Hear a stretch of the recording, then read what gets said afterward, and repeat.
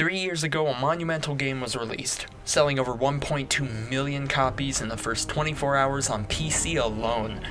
It was given 9 out of 10 scores from almost every big review site and was nominated for multiple gaming awards. That game is Fallout 4.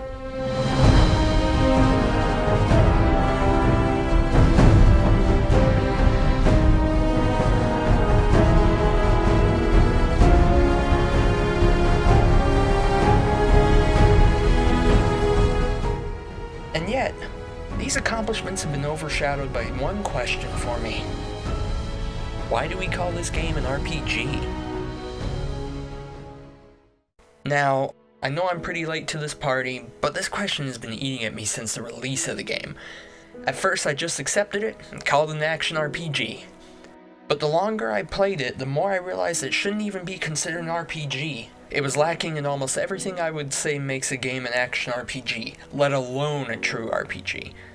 So first things first, what makes a game a true RPG? I can't say that I'm an old school gamer really. I was born in '94 and didn't really start playing games until the 2000s. Sure, I had picked up a controller and tried to play before then, but I was so bad I would lose 99 lives in Crash Bandicoot within an hour. With that said, when I think of an RPG, my mind immediately goes to games like EverQuest, Final Fantasy, Ultima, Daggerfall, and Icewind Dale. All these games have something in common. They all come from the granddaddy of gaming and the pinnacle of player choice, Dungeons and Dragons. I think for a game to be a true RPG, the characters in the game need to progress in a completely different manner than the player does. While the player is learning how to develop strategies against their enemies and obstacles in the game, the characters themselves are becoming more powerful in a tangible way.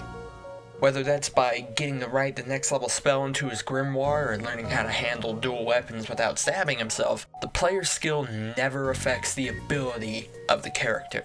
There is a physical disconnect between the player and their character.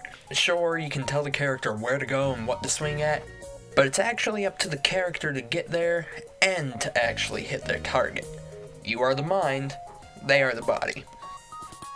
An action RPG blurs these lines. The character's effectiveness is more directly impacted by the player themselves. When I think action RPG, I think Symphony of the Night, The Witcher 2, Star Ocean 2, Dark Souls, and Oblivion.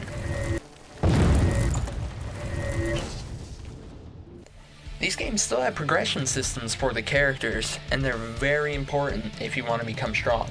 Although, if the player can't play the game well, then the stats of the character don't really matter. The player directly controls the attacks. It's up to their skill to hit the opponent, while the character's strength and skill determines how hard he can hit or what powers he can use to circumvent an obstacle. I think the fastest way to tell between an ARPG and a true RPG is that in an ARPG, if the player does everything right, you will always hit your target. In a true RPG, you can do everything right and still miss. Even Bethesda's first Fallout game defies these ideals.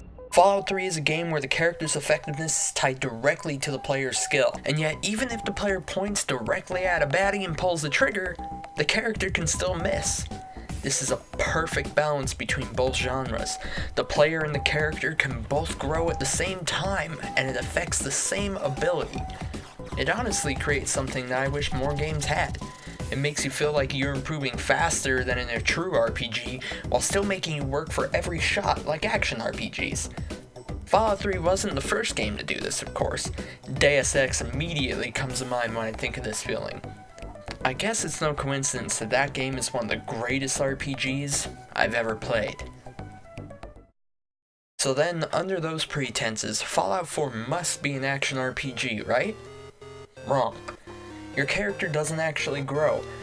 Sure, you get level ups and more HP each level, but I argue that's not growth. At least not in the way that I've been describing it when it comes to RPGs.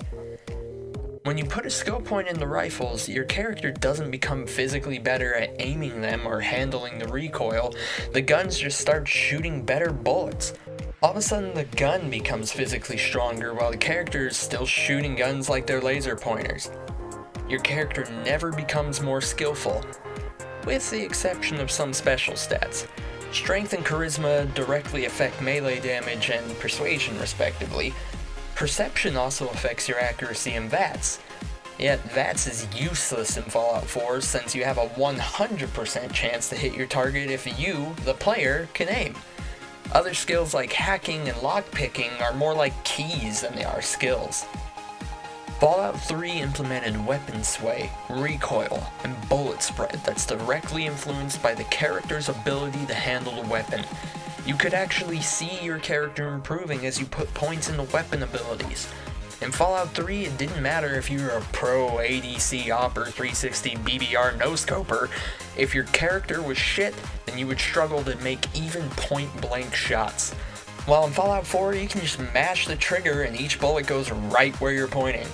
Recoil is no longer managed by the character, instead it's up to the attachments on the gun, and even then it's almost negligible, since you as a player can easily manage the recoil. It takes all the RPG elements out of the combat and makes it like an arcade shooter. So what do I define Fallout 4 as then? In my opinion, it's an open world, action-adventure, first-person shooter. It feels like a wonderful combination of many styles and steps into a genre that's almost all its own. I know some people will argue against this and say it's still an RPG. I'd ask them, okay then, what genre is Far Cry 4? You and I are gonna tear shit up! In Far Cry, you have an open world with quests. When you complete those quests, you get XP, which will allow you to level up and put a point into one of many skills that will improve your character. You even get some choices in Far Cry 4, which can change the ending of the game. There's even a choice between faction leaders, although it's more about who you want to lead the faction than which faction you want to side with. Fallout 4 has more in common with Far Cry 4 mechanically than Fallout 3. I mean, Fallout 4 even has you liberating outposts from raiders just like Far Cry. So if you believe Fallout 4 is still an RPG, then you better sweep all the recent Far Cry games under that rug too. In conclusion, RPGs have changed a lot over the years. A lot of games started adding RPG elements to them with great success in my opinion, but lately it feels like RPGs have been boiled down. Now a game will consider itself an RPG just because it includes a small skill tree that, once again, feels more like getting keys rather than the character actually improving. I'm looking at you, Human Revolution. I think that's why people still call Fallout 4 an RPG. It's been a long time since a AAA company has released a true RPG, and a lot of people have forgotten what one really is. Although, I wouldn't really worry about the true RPG going away. In 2017, we were given a champion, a game that shows the AAA industry that there are plenty of gamers out there who still want a true RPG. Maybe I should talk about that game someday.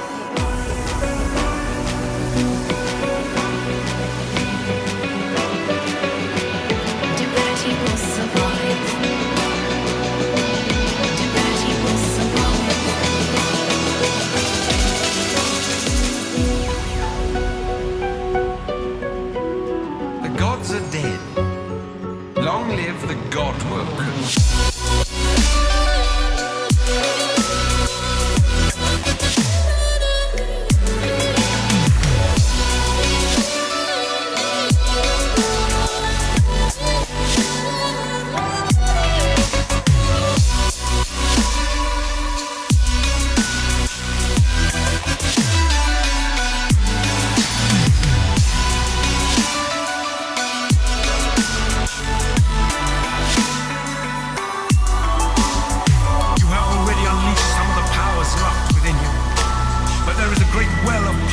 possibilities still untapped.